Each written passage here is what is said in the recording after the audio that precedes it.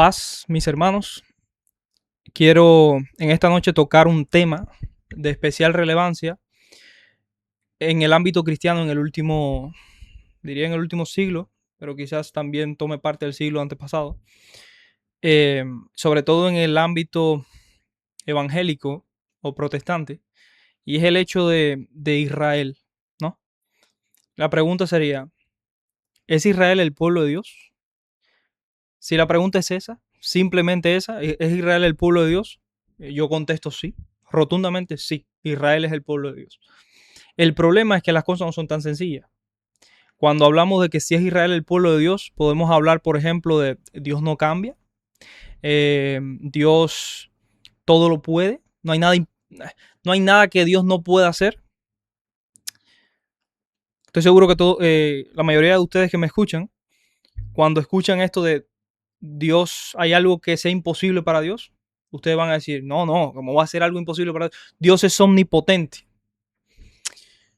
Y tienen razón. Pero las cosas no son en blanco y negro. Cuando hablamos de que nada es imposible para Dios, lo decimos en un sentido, más no en otro. Y pongo un simple ejemplo. ¿Dios puede pecar?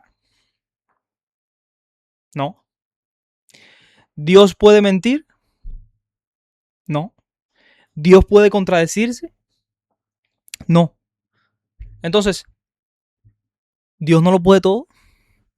En un sentido sí y en un sentido no. Hay que aclarar el foco, ¿ok? Y es que Dios no puede ir contra su propia naturaleza, poniendo el ejemplo de Dios. Pero tenemos aquí otro ejemplo, y es el tema de Israel. ¿Es Israel el pueblo de Dios? Desde el enfoque bíblico, al menos del que puedo encontrar en las escrituras, Israel es mucho más que una nación, es mucho más que una etnia, es mucho más que una raza. El Israel que se nos presenta en la Biblia y del cual yo afirmé a inicios del video es el pueblo de Dios, es el Israel espiritual, el Israel de Dios, la iglesia de Cristo Jesús. Ahora vamos a hacer la pregunta real. ¿Es el Israel étnico, el Israel que se encuentra ahora en Medio Oriente, el pueblo de Dios?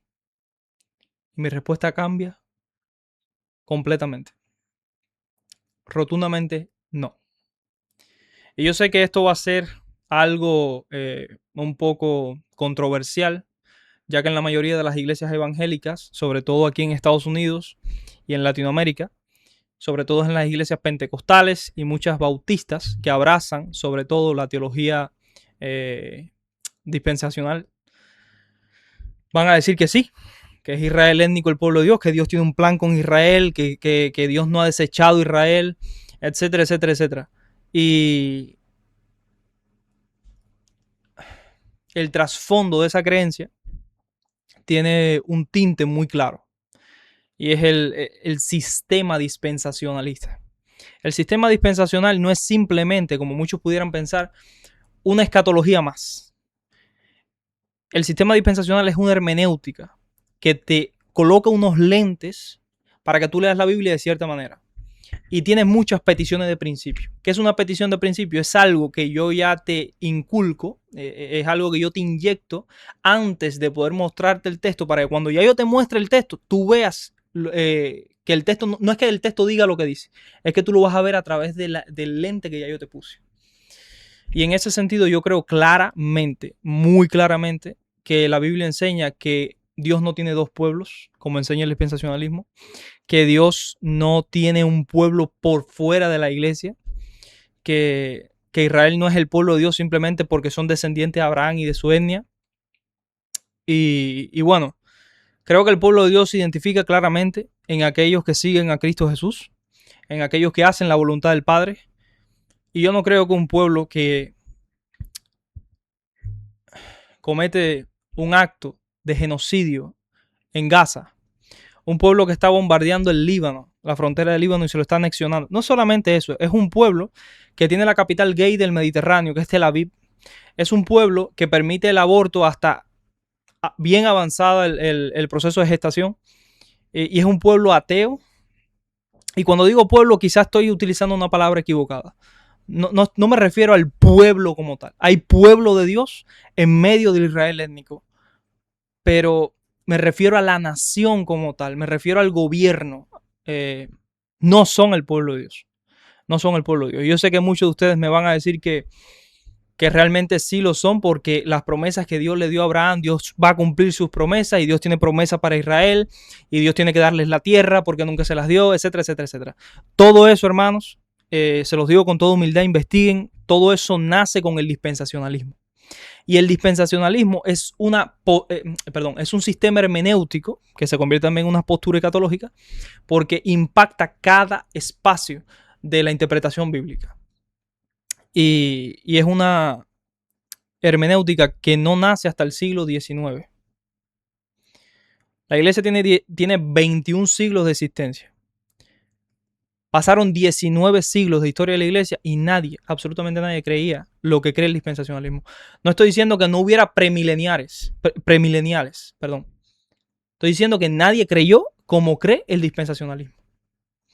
Pero no me voy a centrar en el ámbito del dispensacionalismo en sí, porque el tema que estamos tratando hoy ¿es Israel étnico el pueblo de Dios, sí o no? Y en eso quisiera tener un eslogan, ¿no? ¿Qué dice la Biblia? ¿Qué dice la Biblia sobre si Israel étnico es el pueblo de Dios o no? Porque lo que yo diga aquí de nada sirve, de nada vale. Yo no soy autoridad, no me considero autoridad en absolutamente nada. Yo presento la escritura, yo le creo a la escritura, me someto a la escritura. Y como muchos de ustedes, yo también fui un fiel creyente de que el Israel étnico era el pueblo de Dios. Yo era dispensacionalista en el pasado. Pero bueno, por la misericordia y la gracia de Dios, por medio de los estudios, llegué al entendimiento de que no, nadie puede ser pueblo de Dios sin Cristo. Y hago un pequeño silogismo, ¿no? Pregunto, ¿hay salvación fuera de Cristo? ¿Sí o no? No. Ok. ¿El pueblo de Dios es salvo? Sí. Entonces, ¿el pueblo de Dios es salvo por Cristo? Pues sí. Entonces, ¿cómo tienen un pueblo allá en Medio Oriente sin Cristo? Ah, porque es un pueblo que ni se salva ni tiene a Cristo. No son cosas que se sostengan por la Biblia. Pero bueno, vamos a dejar de hablar y vamos a ir a los pasajes específicos en la Escritura. y bueno, solamente he tomado pasajes del Nuevo Testamento. Quizás lo consideren como una pata coja a la hora de exponer. Pero yo creo que si el Nuevo Testamento claramente enseña que Israel no es el pueblo de Dios, ¿qué más da? ¿Qué más da? ¿Sabes? El Nuevo Testamento es la luz del Antiguo Testamento, mientras que el Antiguo Testamento es la base. Todo lo que nosotros leímos en el Antiguo Testamento, el Nuevo Testamento luego lo va a interpretar y da la verdadera interpretación. Eso es lo que llamamos la perspicacia, la perspicuidad de la Escritura. La Escritura interpreta la Escritura y es lo que los reformadores trajeron cuando la Reforma Protestante. Así que vamos a la Escritura, vamos a ver qué dice la Biblia y sometámonos a lo que dice la Escritura. Vamos allá. Ok. Yo estoy bien aquí. Vale. Un poquito más grande. Ahí está. Espero que se vea bien. Ok. Romanos capítulo 9. Para la mayoría, un texto que es fundamental y un texto que demuestra, entre comillas, que Israel sigue siendo el pueblo de Dios, es Romanos capítulo 11. Ya les adelanto que antes de Romanos capítulo 11 está Romanos capítulo 10 y está Romanos capítulo 9. No estoy descubriendo el agua dulce. Es así. Entonces no podemos simplemente irnos a un pasaje, descontextualizar el texto por completo y decir que eso es lo que dice. Porque muchas veces criticamos a las sectas de que hacen eso, sin embargo nosotros también lo hacemos. Vamos a leer desde Romanos capítulo 9. Mira lo que dice. Verdad digo en Cristo, no miento, y mi conciencia me da testimonio en el Espíritu Santo, que tengo gran tristeza y continuo dolor en mi corazón, porque deseara yo mismo ser anatema, separado de Cristo, por amor a mis hermanos. ¿Cuáles son tus hermanos? Los que son mis parientes según la carne, que son israelitas. ¿Ok? De los cuales, de los israelitas, son la adopción, la gloria, el pacto, la promulgación de la ley, el culto y las promesas. ¿Ok? Todo eso viene de los israelitas, de quienes son los patriarcas y de los cuales, según la carne, vino Cristo, el cual es Dios bendito por los siglos de los siglos. Amén.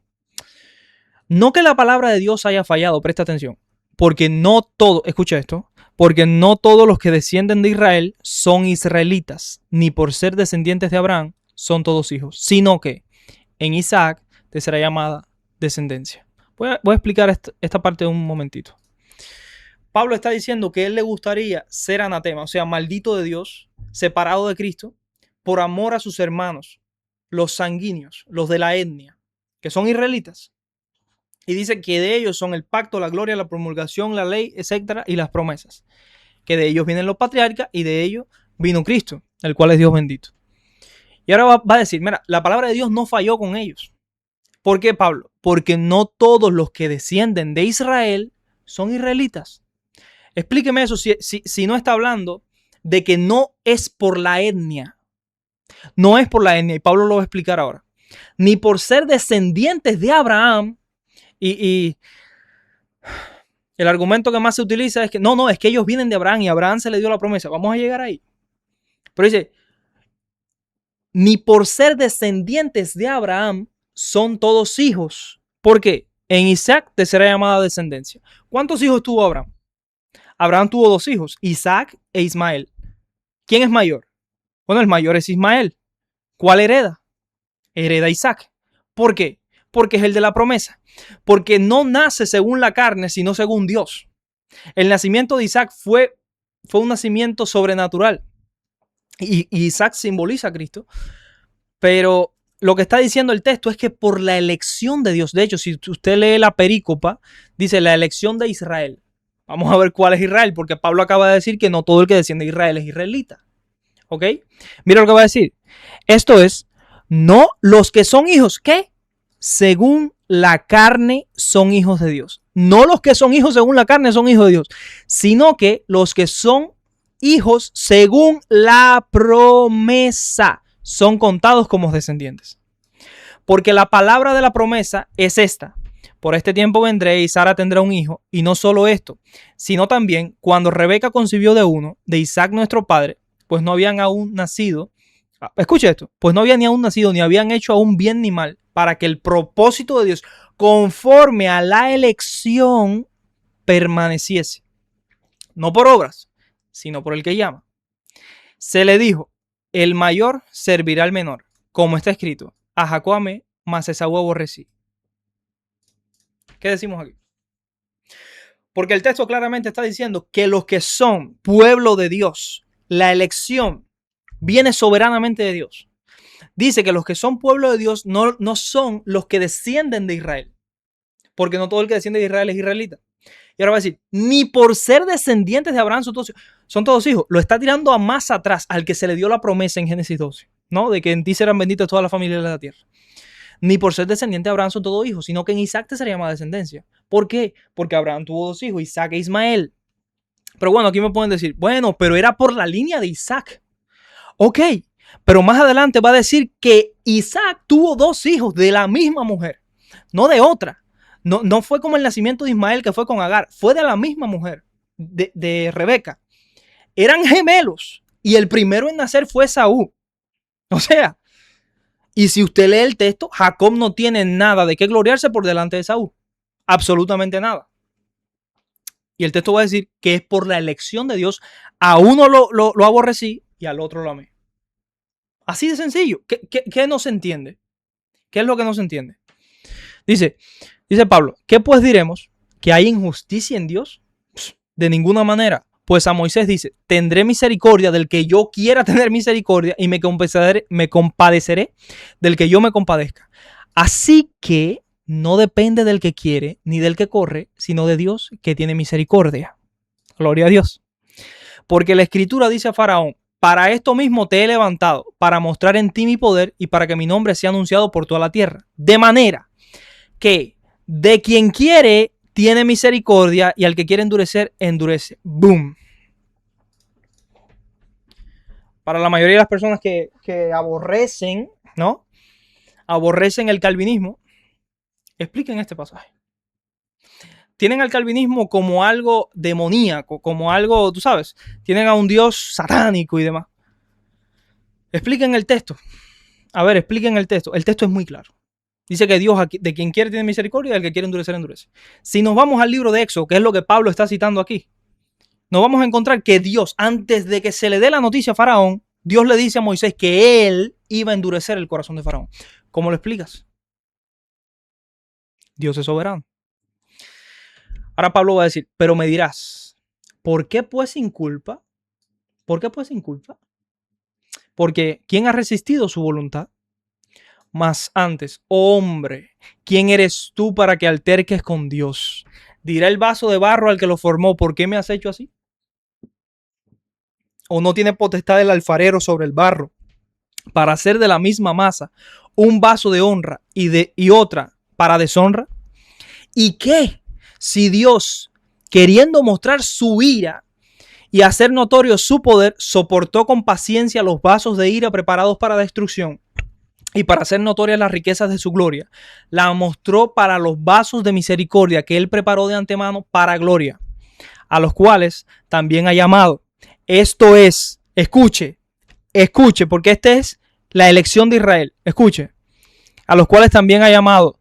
Esto es, a nosotros, no solo los judíos, sino también los gentiles. Como también en Oseas dice, y va a citar el Antiguo Testamento, mire la base, llamaré pueblo mío al que no era mi pueblo, y a la no amada, amada. Y en el lugar donde les dije, vosotros no sois pueblo mío, allí serán llamados hijos del Dios viviente. No que la iglesia no está en el Antiguo Testamento. No que la salvación a los gentiles no está en el Antiguo Testamento. ¿Cómo explican eso? Y esto de acá, la base de esto es Deuteronomio capítulo 31, donde Dios le va a decir a Moisés que el pueblo de Israel iba a ser llamado a envidia con un pueblo que no es pueblo, con un pueblo insensato. Y Pablo lo va a citar luego. Dice, también Isaías clama tocante a Israel, por el amor de Dios. Escuche, si fuera el número de los hijos de Israel como la arena del mar, tan solo el remanente será salvo. Tan solo el remanente será salvo, porque el Señor ejecutará su sentencia sobre la tierra en justicia y con prontitud. Como antes dijo Isaías, y aquí quiero hacer una aclaración, la tierra no se refiere al planeta Tierra, se refiere a la tierra de Israel, Haaretz, que es la tierra de Israel. Y como antes dijo Isaías, si el Señor de los ejércitos no nos hubiera dejado descendencia, como Sodoma habríamos venido a ser y semejantes a Gomorra. Es por elección. No todo Israel es Israel. No todo el que desciende de Abraham es hijo de Abraham. En Isaac te sería llamada descendencia. ¿Quién es Isaac? Es Cristo. Cristo es el hijo prometido. Seguimos. ¿Qué pues diremos? Mira lo que va a preguntar. Que los gentiles que no iban tras la justicia han alcanzado la justicia. Es decir, la justicia que es por la fe. Mas Israel, que iba tras una ley de justicia, no la alcanzó. ¿Por qué? Porque iban tras ellas no por fe, sino como por las obras de la ley, pues tropezaron en la piedra de tropiezo. ¿Quién es la piedra de tropiezo? Como está escrito, he aquí pongo en Sión piedra de tropiezo y roca de caída, y el que creyera en él no será avergonzado. Es Cristo. Tropezaron en Cristo. Hermanos, voy a quitar esto de aquí. Hermanos, ciertamente el anhelo de mi corazón y mi oración a Dios por Israel, aquí se refiere a la nación, es para salvación, porque yo les doy testimonio de que tienen celo de Dios, pero no conforme a ciencia, porque ignorando la justicia de Dios y procurando establecer la suya propia, no se han sujetado a la justicia de Dios. Porque el fin de la ley es Cristo, para justicia a todo aquel que cree. Porque de la justicia que es por la ley, Moisés escribe, escuche, el hombre que haga estas cosas vivirá por ellas. Pero la justicia que es por la fe dice así, no digas en tu corazón, ¿quién subirá al cielo? Esto es para traer a Cristo abajo. O ¿quién descenderá al abismo? Esto es para hacer subir a Cristo entre los muertos. ¿Mas qué dice? Cerca de ti está la palabra, en tu boca y en tu corazón. Esta es la palabra de fe que predicamos, que si confesares con tu boca que Jesús es el Señor, Kyrios, y creyeres en tu corazón que Dios le levantó a los muertos, serás salvo. porque con el corazón se cree para justicia, pero con la boca se confiesa para salvación. Pues la Escritura dice, todo aquel que en él creyere no será avergonzado. Porque no hay diferencia entre judío y griego. Mira aquí, no hay diferencia entre judío y griego, pues el mismo que es Señor de todos es rico para con todos los que le invocan, porque todo aquel que invocar el nombre del Señor será salvo. ¿Qué importa si eres judío? ¿Qué importa si eres griego? ¿Qué importa si eres cubano? ¿Si eres puertorriqueño? ¿Si eres dominicano? ¿Qué importa? ¿Qué importa? Es por la fe en Cristo Jesús. Aquí no se trata de una etnia, se trata de fe. Se trata de la elección divina de Dios. ¿Cómo pues invocarán en aquel en quien no han creído? ¿Quién? ¿Los gentiles? ¿Seguro? Judíos y gentiles. ¿Y cómo creerán en aquel de quien no han oído? ¿Y cómo irán sin haber quien les predique? ¿Y cómo predicarán si no fueren enviados? Como está escrito. Escuche. Cuán hermosos son los pies de los que anuncian la paz, de los que anuncian buenas nuevas. Mas no todos obedecieron al evangelio. Pues Isaías dice, este es Israel, Señor, ¿quién ha creído a nuestro anuncio? Así que la fe es por el oír y el oír por la palabra de Dios. Pero digo, ¿no han oído? Escuche, antes bien, por toda la tierra ha salido la voz de ellos y hasta los fines de la tierra sus palabras. También digo, ¿no ha conocido esto Israel? O sea, Israel no tenía conocimiento de esto, lo ignoraba. Mira lo que dice. Primeramente, Moisés dice, Deuteronomio capítulo 31, yo os provocaré a celo con un pueblo que no es pueblo, con pueblo insensato os provocaré a ira. E Isaías dice resueltamente, fui hallado de los que no me buscaban, me manifesté a los que no preguntaban por mí. Pero acerca de Israel dice, todo el día extendí mis manos a un pueblo rebelde y contradictor. Vamos a Romanos capítulo 11. Digo pues, ¿ha desechado Dios a su pueblo? Y aquí pudiéramos tomar este texto y decir, ¿ves? Dios no ha desechado a Israel. No acabamos de leer los capítulos anteriores, que no todo el que desciende de Israel es Israel, que no por descender de Abraham son todos hijos, que en Isaac te sería llamada descendencia, que Dios elige a su pueblo, que tiene misericordia del que quiere tener misericordia. ¿Cómo entonces tú desconectas completamente del trasfondo que traemos, del contexto anterior, y dices aquí, no, ves, Dios no ha desechado a su pueblo? Dios no ha desechado a su pueblo. Mira lo que Pablo dice. Digo pues, ¿ha desechado Dios a su pueblo, a Israel? No, en ninguna manera. ¿Por qué? Porque en el futuro se van a salvar todos. Porque yo también soy israelita. De la descendencia de Abraham, de la tribu de Benjamín. No ha desechado Dios a su pueblo, al cual desde antes conoció. ¿O no sabéis qué dice Elías? ¿Qué dice de Elías la escritura? ¿Cómo invoca a Dios contra Israel? Escuche, diciendo, escuche lo que dice Elías.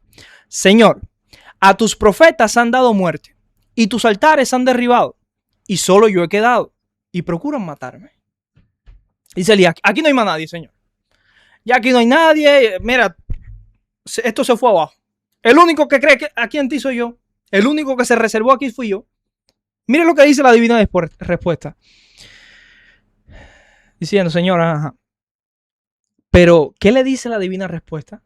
Me he reservado yo 7,000 hombres que no han doblado rodilla delante de Baal. ¿Escuchó? No ha desechado Dios a su pueblo. El pueblo de Israel no es la nación global. El pueblo son los elegidos, el remanente que Dios tiene de ese pueblo. Escuche, mira lo que dice. Así también aún en este tiempo ha quedado un remanente escogido por gracia. Un remanente de entre el pueblo, un puñado del pueblo escogido por gracia. Y si por gracia, ya no es por obras. De otra manera, la gracia ya no es gracia, y si por obras, ya no es gracia. De otra manera, la obra ya no es obra. No se trata de genética, no se trata de que Abraham es mi antepasado. Juan el Bautista le dice a los fariseos que si ellos procuran salvarse porque Abraham es su papá, él les dice, Dios puede levantar hijos de Abraham aún de las piedras. Y lo hizo. Vamos a seguir leyendo. ¿Qué pues? Lo que buscaba Israel no lo ha alcanzado. Pero los escogidos, ¿cuáles son los escogidos? Por el amor de Cristo. ¿Cuáles son los escogidos en el contexto? Todos los escogidos de entre Israel. Escuche, lo que buscaba Israel no lo ha alcanzado, pero los escogidos, como yo, va a decir Pablo, sí lo han alcanzado. Y los demás fueron endurecidos.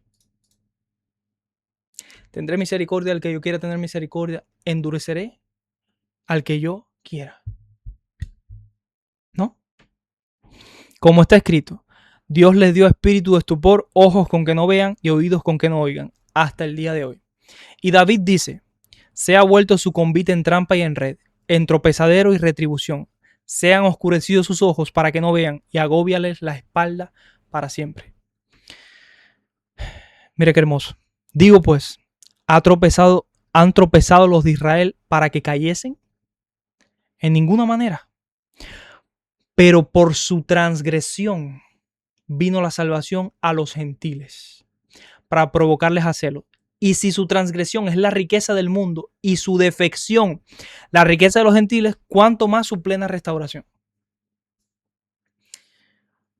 Este texto que acabo de leer, esto de acá, lo toman como una futura restauración de toda la nación. Ya le digo, si usted no tiene en su mente algo preconcebido, usted no puede ver eso ahí. Porque usted viene de un contexto donde Dios habla de un remanente, de un remanente, de un remanente, de un remanente. Aún en este tiempo queda un remanente por gracia. ¿Qué significa eso? Mira lo que dice. Pero por su transgresión vino la salvación a los gentiles. ¿Cuál fue la transgresión? El no creer. ¿Quiénes dieron muerte al Mesías? Fue su pueblo. Fue Israel. ¿Y por qué nosotros tenemos salvación ahora? Porque Cristo murió en la cruz por nuestros pecados y resucitó al tercer día. La salvación viene por el Evangelio. El Evangelio es ese. Para provocarles a celo. ¿Por qué provocarles a celo? Porque Dios se hizo de una nación que no era pueblo, los gentiles.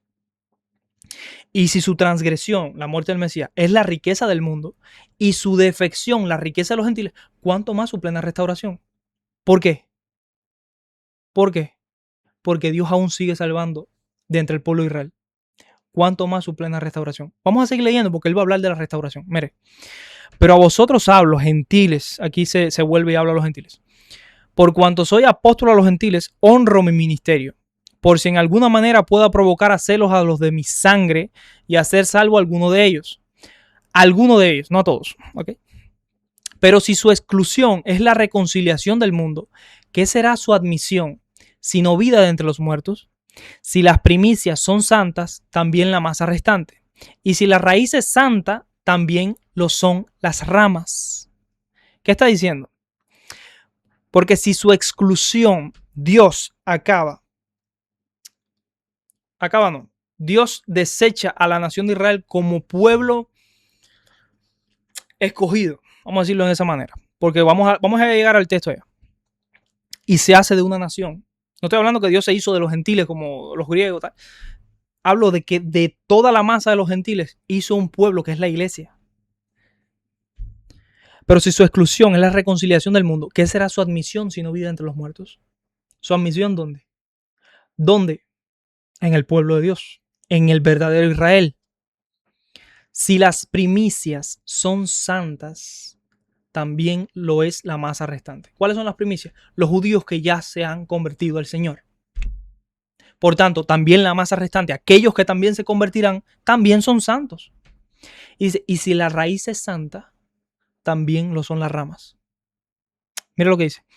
Pues si alguna de las ramas fueron desgajadas y tú, siendo olivo silvestre, has sido injertado en lugar de ellas y has sido hecho partícipe de la raíz y de la rica savia del olivo, no te jactes contra las ramas. Y si te jactas, sabe que no sustentas tú a la raíz, sino la raíz a ti. Pues las ramas dirán, fueron desgajadas para que yo fuese injertado. Bien, por su incredulidad fueron desgajadas, pero tú por la fe estás en pie. No te ensoberbezcas, sino teme. Porque si Dios no perdonó a las ramas naturales, a ti tampoco te perdonará. Mira pues la bondad y la severidad de Dios. La severidad ciertamente con los que cayeron, pero la bondad, perdón, para contigo. Si permaneces en esa bondad, pues de otra manera tú también serás cortado. Y aun ellos, si no permanecieren en incredulidad, serán injertados, pues Dios es poderoso para volverlos a injertar. Porque si tú fuiste cortado del que por naturaleza es olivo silvestre, y contra naturaleza fuiste injertado en el buen olivo, cuanto más estos, que son ramas naturales, serán injertados en su propio olivo. Escucha lo que dice aquí. Pablo hace una comparación del pueblo de Dios como un olivo. ¿Ok? El pueblo de Dios es un olivo, no dos. ¿Ok? De ese olivo hay ramas naturales. ¿Cuáles son las ramas naturales?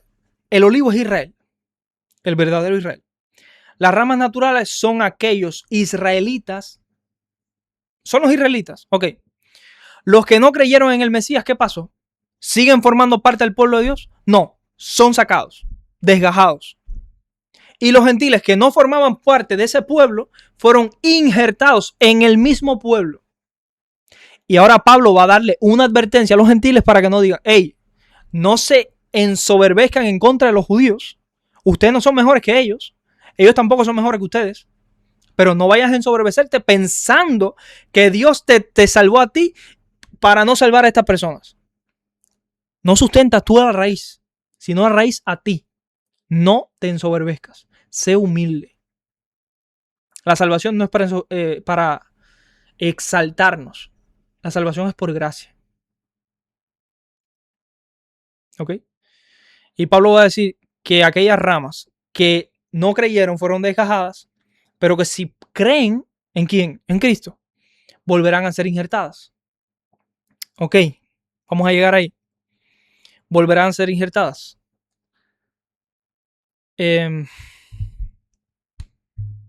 Ok, voy a seguir porque ya se me fue lo que estaba diciendo. Mira lo que dice. Porque no quiero, hermanos, que ignoréis este misterio. Ah, hay un misterio. ¿Cuál es el misterio, Pablo? Para que no seáis arrogantes. Hablando de la arrogancia. En cuanto a vosotros mismos. Ha acontecido a Israel endurecimiento en parte. Ha acontecido a Israel endurecimiento en parte. Parcial. Hasta que haya entrado la plenitud de los gentiles. Luego todo Israel será salvo. No se vaya del contexto. No todo el que desciende de Israel es Israel. No quieran ahora, en este capítulo 11, después de que Pablo dejó muy claro quién es Israel, que Israel no se trata de todos los descendientes de Abraham, sino de los elegidos por gracia, del remanente, etcétera, etcétera. Que de ese remanente hay una parte endurecida hasta que haya entrado a la plenitud de los gentiles. Entonces todo Israel será salvo. Dame un segundito. Porque no quiero, hermanos, que ignoréis este misterio, para que no seáis arrogantes cuanto a vosotros mismos. ¿Cuál es el misterio? Ha acontecido a Israel, al verdadero, al remanente. Endurecimiento en parte. ¿Cuál es esa parte? Aquella que fue desgajada y que volverá a ser injertada. ¿Por qué? Porque va a creer. Hasta que haya entrado la plenitud de los gentiles. Y aquí entonces nos vamos y decimos, bueno, en el futuro, cuando entre el último gentil que se va a salvar, entonces todo Israel será salvo. No dice eso el texto. No dice eso el texto. La plenitud de los gentiles.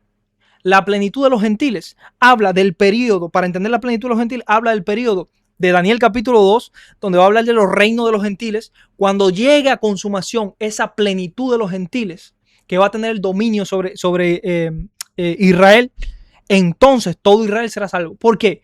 Porque muchos de los judíos que aún no han creído en Cristo es porque aún tienen su templo en pie. Es porque aún siguen ofreciendo sacrificios, porque el sistema antiguo testamentario aún no había caído del todo. No va a ser hasta el año 70 en que el templo va a ser destruido y entonces aquellos judíos que aún tenían cierta duda, y eso lo vemos en la carta a los hebreos, que habían algunos de los que creyeron, que querían volver atrás, no va a ser hasta ese momento que todo Israel será salvo. ¿Qué conforma a todo Israel? Conforma las ramas naturales y conforma las ramas injertadas.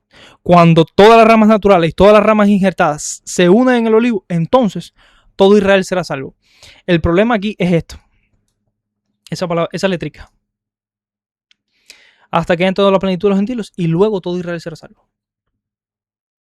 No dice eso el texto en el original. La Reina Valera me parece que es para mí la mejor traducción que hay, pero en esa parte se equivoca porque no dice y luego. Dice, entonces, cuando eso pase, cuando entre la plenitud de los gentiles, entonces todo Israel será salvo. ¿Ok? Vamos a seguir leyendo. Y Pablo va a hacer una cita, esta cita está en Isaías. Vendrá de Sión el libertador que apartará de Jacob la impiedad, y este será mi pacto con ellos, cuando yo quite sus pecados. Ese pasaje se encuentra en el libro del profeta Isaías, en los últimos capítulos, creo que es en el capítulo 60 y... no me acuerdo, tendría que mirar la cita. En ese capítulo de Isaías, si ustedes van a ese capítulo y lo leen con calma, se dan cuenta de que Isaías jamás promete, porque la cita que está dando Pablo es para fortalecer lo que él acaba de decir, que todo Israel sería salvo.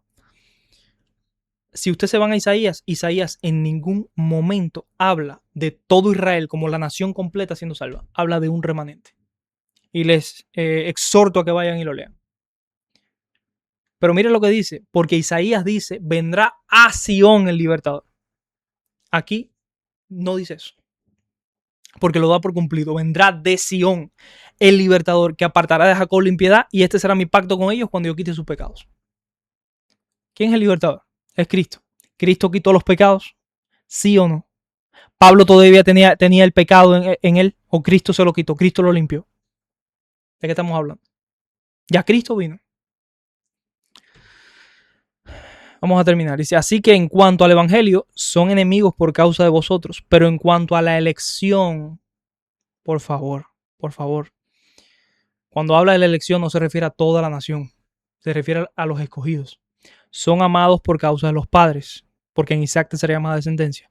Porque irrevocables son los dones y el llamamiento de Dios, no se quitan.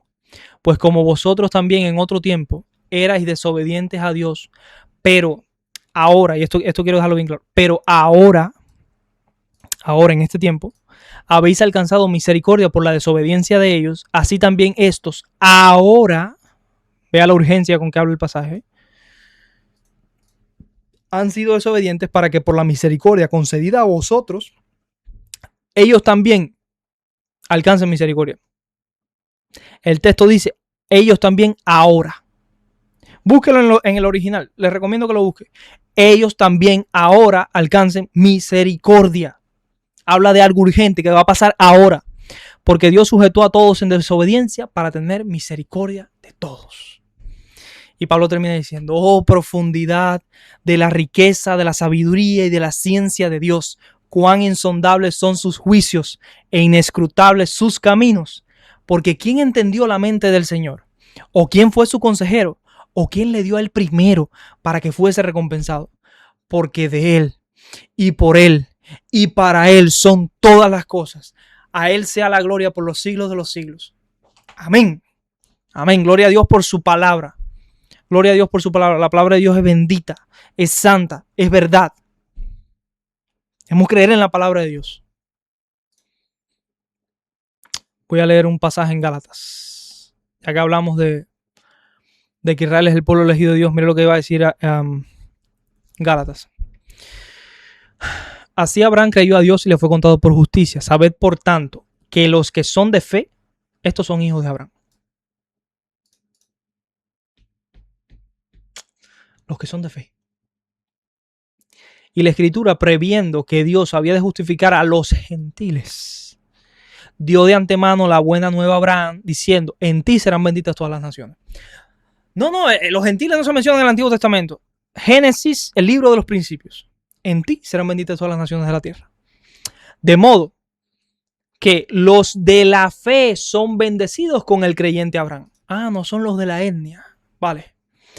Porque todos los que dependen de las obras de la ley, ¿de qué dependen los judíos que no creen en Cristo? De las obras de la ley, ¿verdad? Están bajo maldición. Un momento, Pablo, para. Espérate, Pablo, espérate. Coge un chin, espérate. ¿Tú estás llamando malditos a los judíos? ¿Cómo se te ocurre? Antisemita. Eres un antisemita. ¿Cómo Pablo va a llamar malditos a los que quieren justificarse por la ley? ¿Acaso los judíos no quieren justificarse por la ley? ¿O yo estoy mal? Bueno, los llaman malditos. Y muchas veces en nuestras iglesias, ¿no? El temita este de que si maldices a Israel eres maldito y si lo bendices eres bendito.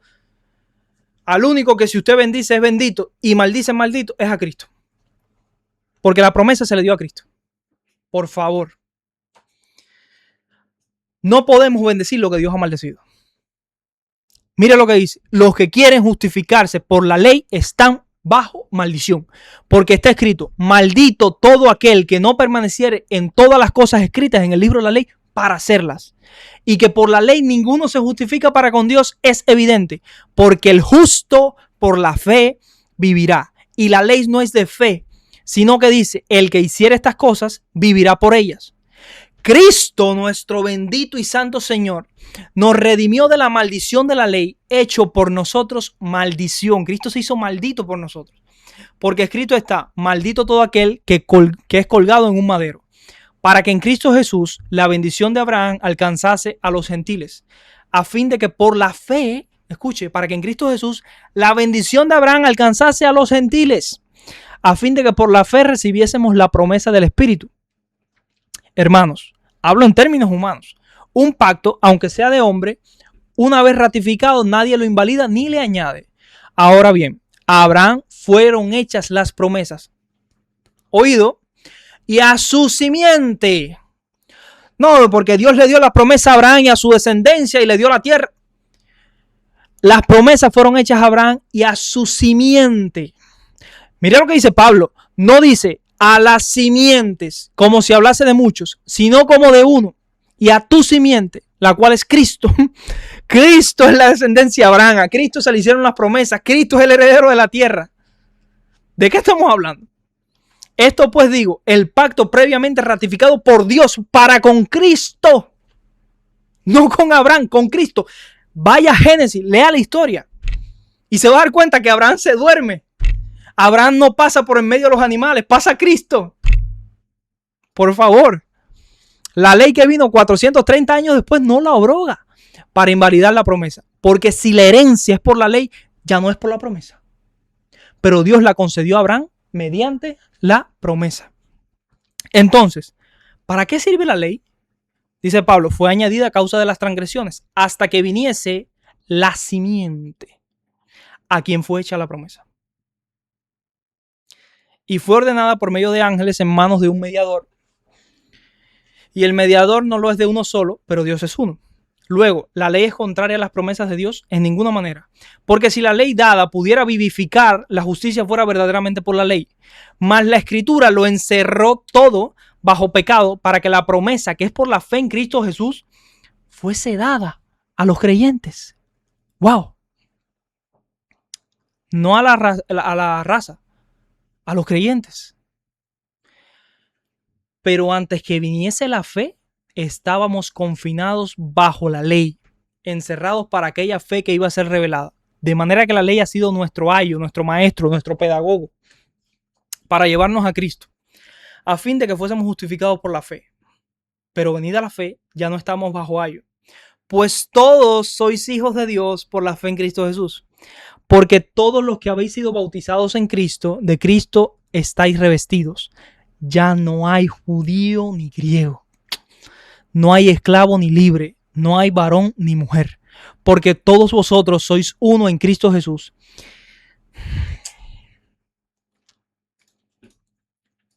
Condicionante. Y si vosotros sois de Cristo, entonces ¿qué? Ciertamente el linaje de Abraham sois y herederos según la promesa. Somos los herederos de la promesa. No la nación judía. De entre la nación judía hay judíos que son herederos, claro, pero por la fe en Cristo. Así de simple. Efesios 2, 11 al 12. Por tanto, acordaos de que en otro tiempo vosotros los gentiles, en cuanto a la carne, erais llamados sin circuncisión por la llamada circuncisión hecha con mano en la carne. En aquel tiempo estabais sin Cristo, alejados de la ciudadanía de Israel. Ok, si antes estaban sin Cristo, ahora están con Cristo. Si antes no tenían la ciudadanía de Israel, ahora la tienen, porque está hablando de Israel como el cuerpo de la iglesia. Habla de Israel como el verdadero, habla de la iglesia como el verdadero Israel. No estoy hablando de teología del reemplazo. La iglesia no ha reemplazado a Israel. La iglesia siempre ha sido el verdadero Israel. Tanto en el Antiguo Testamento como en el Nuevo. Cristo no fundó nada nuevo. La iglesia se encuentra en el Antiguo Testamento. Si no, vaya a la Septuaginta, que es la traducción griega del Antiguo Testamento hebreo, y cada vez que se menciona en el Antiguo Testamento la palabra asamblea, se traduce en la Septuaginta como eclesía. Y es Cristo lo que le va a decir a los apóstoles: yo voy a establecer mi eclesía, mi asamblea, mi congregación sobre la roca, y las puertas del infierno no prevalecerán contra ella. Entonces, ¿qué dice aquí? ¿Que nosotros obtuvimos el pasaporte israelí? No, que fuimos incorporados a la iglesia. Alejados de la ciudadanía de Israel, ajenos a los pactos de la promesa, sin esperanza y sin Dios en el mundo, pero ahora, en Cristo Jesús, vosotros que en otros tiempos estabais lejos, habéis sido hechos cercanos por la sangre de Cristo, porque Él es nuestra paz, que de ambos pueblos hizo uno, derribando la pared intermedia de separación, aboliendo en su carne la enemistad, la ley de los mandamientos expresados en ordenanzas, para crear de los dos un solo y nuevo hombre, haciendo la paz, y mediante la cruz reconciliar con Dios a ambos en un solo cuerpo, matando en ella las enemistades, y vino y anunció la buena nueva de paz a vosotros que estabais lejos y a los que estaban cerca, porque por medio de él los unos y los otros tenemos entrada por un mismo espíritu al Padre. Así que ya no sois extranjeros ni advenedizos, sino conciudadanos de los santos y miembros de la familia de Dios. Conciudadanos, edificados sobre el fundamento de los apóstoles y profetas, siendo la principal piedra del ángulo Jesucristo mismo, en quien todo el edificio bien coordinado va creciendo para ser un templo santo en el Señor, en quien vosotros también, juntamente edificados para morada de Dios en el Espíritu. Un templo. No que son dos pueblos. De ambos hizo un pueblo. De ambos hizo un hombre. Un solo cuerpo. Por un mismo espíritu. Con ciudadanos y miembros de la familia de Dios. Un templo. No, que se va a construir un tercer templo. El templo es la iglesia. El templo es Cristo. ¿No? Pero Cristo es la cabeza y el cuerpo es la iglesia. Gloria a Dios. Jesús le va a decir a los judíos, dice que también tiene otras ovejas que no son del redil, que también ha de traer, y oirán su voz, y habrá un rebaño y un pastor. ¿Cuáles son esas ovejas? Son los gentiles. Dice que habrá dos rebaños, un rebaño, un pastor. Primera de Juan 2:23, mira lo que dice. Todo aquel que niega al Hijo, bueno, tenemos a un pueblo allá que niega al Hijo, pero es pueblo de Dios. Todo aquel que niega al Hijo tampoco tiene al Padre. No, pero ellos niegan a Cristo, pero tienen al Dios del Antiguo Testamento. El que no tiene al Hijo no tiene al Padre. El que confiesa al Hijo tiene también al Padre. Apocalipsis, yo conozco tus obras y tu tribulación y tu pobreza, pero tú eres rico. Y la blasfemia de los que dicen ser judíos y no lo son, sino que son sinagogas de Satanás. ¿De qué está hablando? ¿De gente que se hacía pasar por judío? Está hablando de los judíos. ¿Por qué?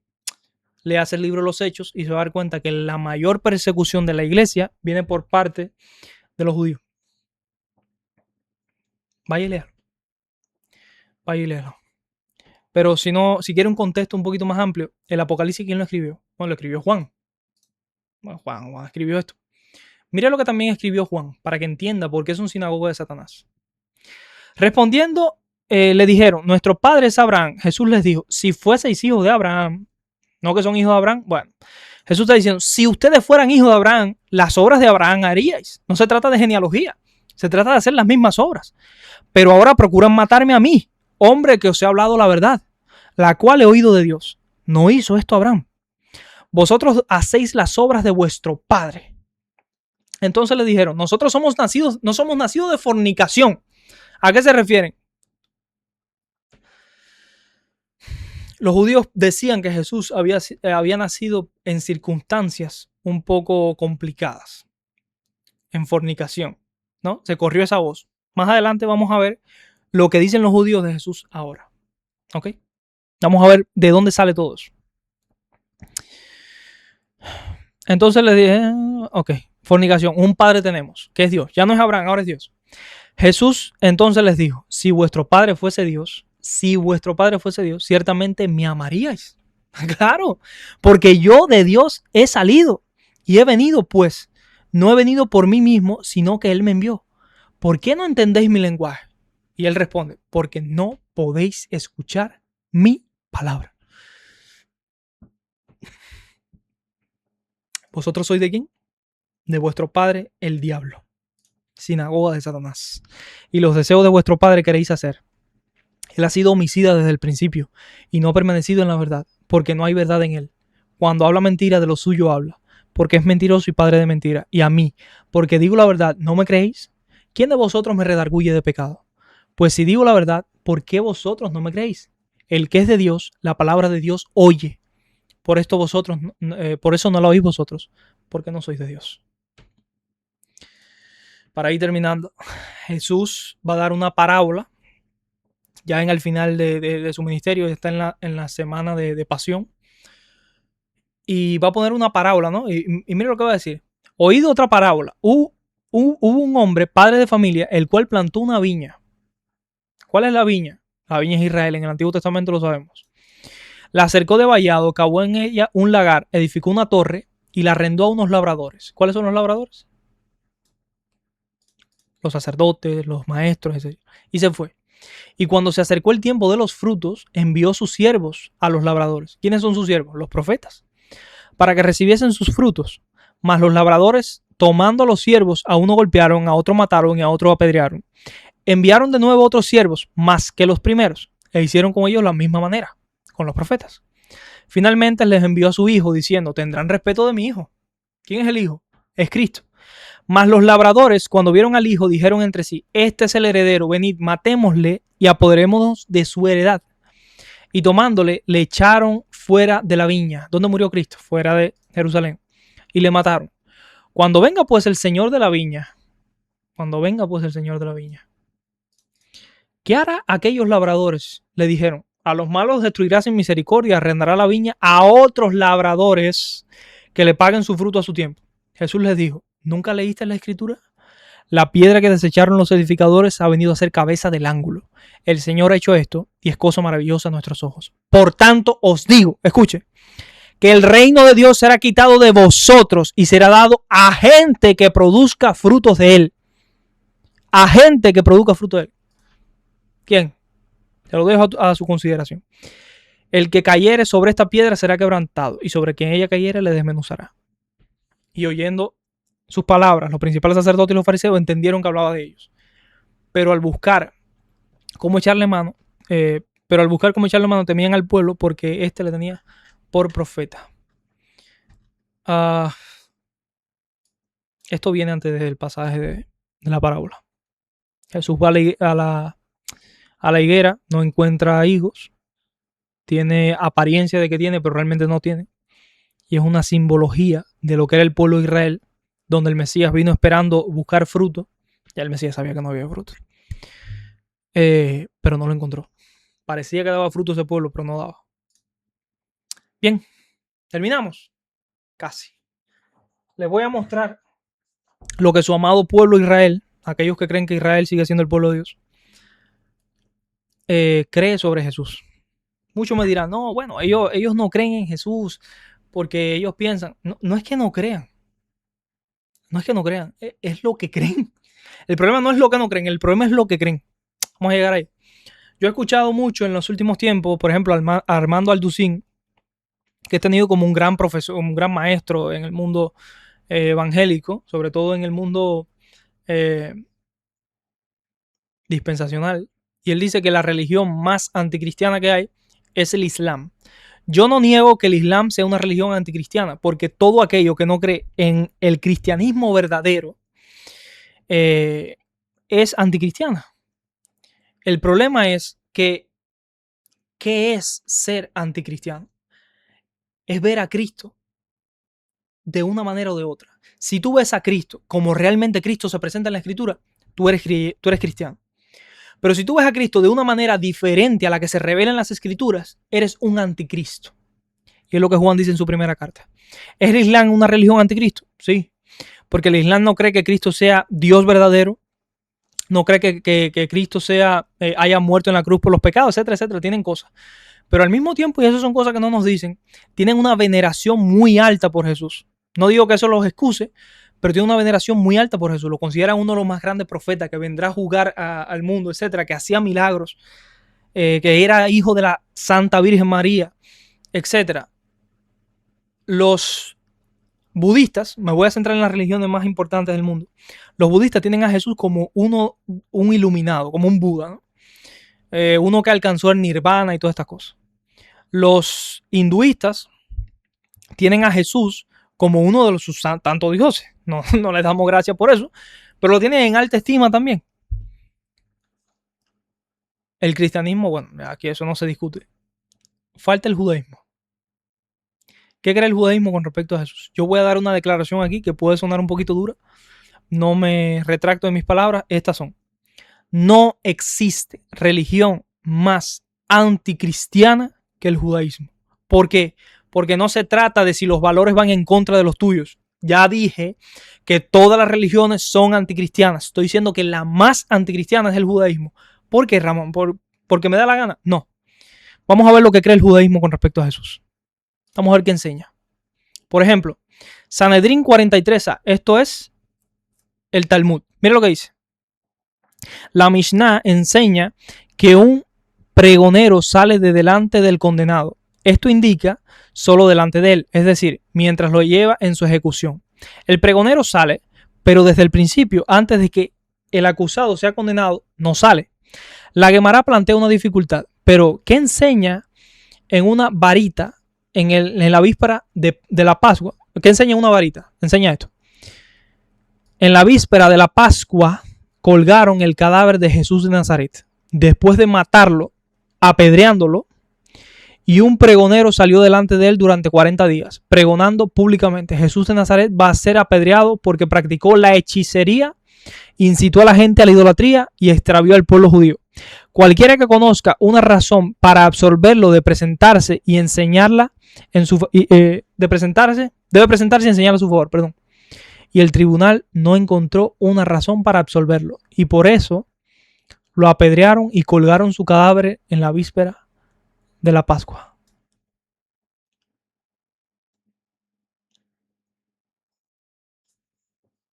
O sea, lo colgaron justamente. No dice que lo crucificaron, dice que lo apedrearon. Hay otra parte que sí dice que Pilato lo crucificó. No la encontré, tengo que buscarla luego. Pero Jesús de Nazaret era un brujo, extraviaba el pueblo y lo matamos con razón.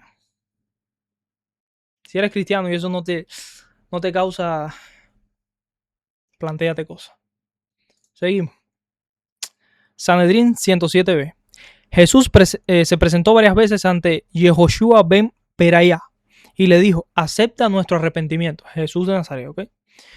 Yehoshua no le hizo caso. Un día Yehoshua estaba recitando el Shema cuando Jesús se presentó ante él con la misma petición. Yehoshua tenía la intención de aceptar su petición y le hizo una señal con la mano para que esperara hasta que terminara su oración. Jesús no entendió la señal y pensó: me está ahuyentando. Fue y colocó un ladrillo en posición vertical para que sirviera como ídolo y se inclinó ante él. Entonces Yehoshua le dijo: Jesús, arrepiéntete. Jesús le dijo: esta es la tradición que recibí de ti, perdón. Quien peca y hace pecar a las masas no tiene la oportunidad de arrepentirse. Y el maestro dice: Jesús practicó la hechicería, incitó a los judíos a la idolatría y extravió a Israel. Y si Yehoshua no lo hubiera hecho perder la esperanza de expiar sus pecados, no habría tomado el camino del mal. O sea, Jesús se postró a inclinarse delante de un ladrillo. Fíjate lo bajo que lo pone, delante de un ladrillo. Era pecador, por tanto no tenía oportunidad de arrepentirse. ¿Coincide eso con lo que entendemos nosotros que es ser anticristiano? Yo pienso que sí. Vamos a seguir. Entonces, Ónkelos fue y resucitó a Jesús de Nazaret mediante necromancia. Wow. Onkelos le preguntó, ¿quién es el más importante en ese mundo donde estás ahora? Jesús le respondió, el pueblo judío. Onkelos le preguntó, ¿debo entonces unirme a ellos en este mundo? Jesús le dijo, busca su bienestar, no su desgracia, porque cualquiera que lo toque es considerado como si tocara la niña de sus ojos. Ojo, que Jesús estaba muerto, este hombre lo resucita con nigromancia, o sea, brujería, y Jesús dice que en el mundo venidero el más importante son los judíos.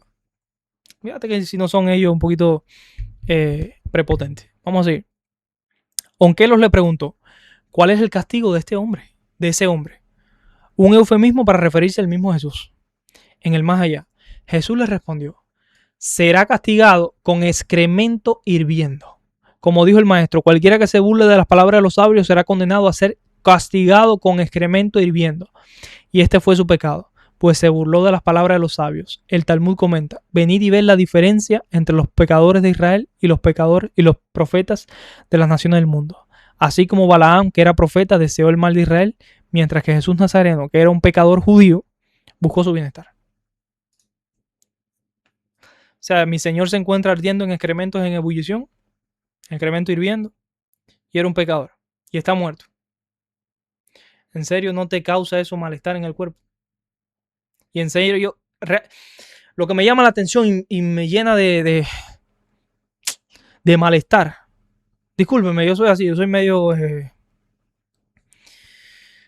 pasional, me llena de ira santa ver cómo las personas, tú le dices, mira, Israel no es el pueblo de Dios, y se airan terriblemente. Le tocaste a la niña de sus ojos, le tocaste al becerro. Sin embargo, le muestro los pasajes donde dice que Israel, donde dice el Talmud, los judíos, ¿ok? Que Jesús está ardiendo en el infierno en excremento, que fue un hechicero, que extravió el pueblo, que fue un pecador, que está muerto, que bien condenado, que se postró delante de un ladrillo. Nada. No hay problema. Eso no los lleva a cuestionarse a ellos si realmente esta gente son el pueblo de Dios. No lo son. El que no tiene al Hijo no tiene al Padre. No lo son. A menos que se arrepientan y crean en Cristo, no lo son. Y nosotros, en vez de estar pregonando por ahí, ustedes son el pueblo de Dios, ustedes son la nación santa, vamos a bendecirlo. Oren por la conversión de los judíos. Oren para que Dios tenga misericordia de muchos de ellos. Oren. Y no anden teniendo idolatría por este pueblo, por favor. Estoy terminando. El Toldot Yeshu es un escrito de la Edad Media donde los judíos exponen o contradebaten, ¿no?, el evangelio o los evangelios. Y hacen una biografía de Jesús. Obviamente no es una biografía de Jesús, ellos no lo conocieron en persona. Pero es algo que desacredita a Jesús. Y es una biografía para destruir los evangelios, vamos a decirlo de esa manera. Vamos a ver qué dice. Genealogía de Yeshú, Jesús de Nazaret, hijo de Pandira. Yo pensé que Jesús era hijo de Dios, hijo de José. Y de la impureza sexual. He aquí en el año 3671, en los días del rey Hanai, ese es Herodes, una desgracia ocurrió en Israel. Cuando se presentó cierto hombre de mala reputación de la tribu de Yehudá, su nombre era Yosef Pandira. Él vivió en Betlehem de Yehudá, y cerca de la casa moró una viuda con su hija, que era hermosa, quien se llamaba Miriam, o María, que era virgen, y estaba comprometida con Johanán, no con José, con Johanán, sabe Dios con el Johanán, de la casa de David, un hombre docto en la Torá y temeroso de Dios. Y Johanán se comprometió con Miriam en Betlehem, Belén, la doncella humilde y respetable. Ok, María era de Nazaret, no de Belén. Después de Motzai Shabbat, finalizar el sábado, Yosef Pandira lució como un atractivo guerrero y miró impúdicamente a Miriam, quien después golpeó la puerta y, fingiendo que él era Johanán, su marido. A pesar de esto, Miriam fue sorprendida por la conducta incorrecta y la violó contra su voluntad. O sea, a la madre de Cristo la violaron, ¿no? Es una violada, María. Después de esto, cuando Johanán se enteró, Miriam expresó su asombro sobre el comportamiento tan extraño, pues ella supuso que se trataba de su prometido, y sometiéndole solo contra su voluntad, le causó sorpresa este acto de su piadoso novio. Johanán, sospechoso de Pandira, y comunicó sus sospechas al Rabán Shimei, quien relacionó con él la trágica seducción. Careciendo de los testigos requeridos para castigar a Joseph Pandira y a Miriam, esta quedó embarazada y Johanán sabía que no era de él, pero no pudiendo comprobar la parte culpable, huyó a Babilonia. O sea, María quedó embarazada por medio de la violación. Capítulo 2. Miriam dio a luz un niño y lo llamó Yehoshua, Josué, después del nombre de su tío. La corrupción de este nombre dio origen a Yeshú. Vamos a ver qué dice de Yeshú. Fíjate cómo lo dicen, lo llaman Yeshú. La corrupción de este nombre dio origen a Yeshú. ¿Cuál es la corrupción? Vamos a ver. Es un acrónimo, no sé si lo pueden ver bien ahí. Es un acrónimo, Yimach Shemo Uskrio, que su nombre y su recuerdo se borren. Que su nombre y su recuerdo se borren. Eso es lo que recitan ellos de Jesús. Yeshú. Que su nombre y su recuerdo se borren. Ellos dicen Yeshú, escupen al piso en repudio sobre Jesús. Ese es el pueblo de Dios. Ya esto sí no lo voy a leer, ya llevo mucho tiempo. Pero los judíos, los fariseos, que fueron los que quedaron, la secta que quedó después de la destrucción del segundo templo, aún los cristianos se reunían en las sinagogas los sábados y luego el domingo partían el pan en las casas. Los rabinos fariseos impusieron que en día de Shabbat se recitara una oración maldiciendo a los cristianos y a su Cristo. Y de otra manera, el cristiano que estuviera en la ceremonia o tenía dos opciones, o se iba o tenía que recitar una maldición sobre sí mismo o sobre su Señor. Y ahí hubo una separación. Hasta la Edad Media, desconozco si aún lo hacen, es muy posible. No voy a hablar de lo que no sé, pero hasta la Edad Media, de hecho Martín Lutero escribió el libro de Los judíos y sus mentiras, donde ataca fuertemente a los judíos y se ha criticado mucho a Martín Lutero por esta conducta. Sin embargo, si usted lee el libro, y les recomiendo que lo lea, Martín Lutero explica claramente cuál es el problema. Y el problema es que Martín Lutero ha leído el Talmud y se ha enterado de todas las cosas que esta gente dice de su Señor. Perdón. Y se aira coherentemente y entonces escribe todas estas cosas.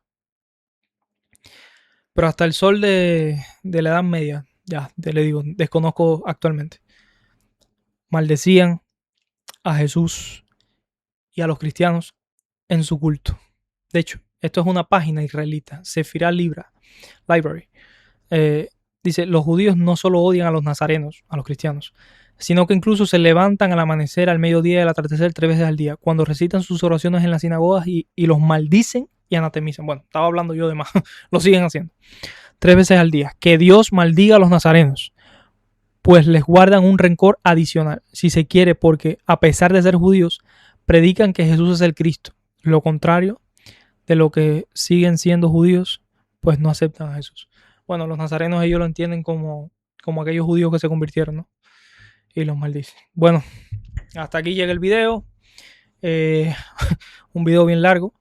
Este es mi segundo video, pero espero que haya sido revelador, haya sido entendido. Y con esto yo no espero dañar a nadie. No es mi intención causar mal, pero tengo celo por mi Señor. Tengo celo por mi Señor, tengo celo por su palabra y tengo celo por su iglesia. Y lo que no veo normal es esa introducción de Israel en las iglesias, donde tenemos la bandera de Israel metida en los cultos. Que pudiera hablar también de la bandera de Israel, que tiene el símbolo de la estrella de David, que no es la estrella de David. Es un símbolo satánico, pero de eso podemos hablar en otro video. No voy a simplemente tirar argumentos al aire sin sustentarlo. Luego lo puedo hacer. Pero sí, tengo mucho celo por el Señor y creo que la palabra enseña claramente que no hay dos pueblos, que hay uno solo y es por medio de Cristo Jesús que se accede a ese pueblo. Así que Dios bendiga a su pueblo, Dios bendiga a su pueblo Israel, a su verdadero Israel y a todos aquellos judíos que en algún momento van a creer en el nombre santo y poderoso nuestro Señor Jesús. Y que Dios bendiga grandemente a los judíos, mis hermanos, que ya han abrazado la fe en el único y verdadero Mesías, Cristo Jesús nuestro Señor. Que Dios le bendiga a mis hermanos y ahí nos vemos hasta la próxima. Chau, chau.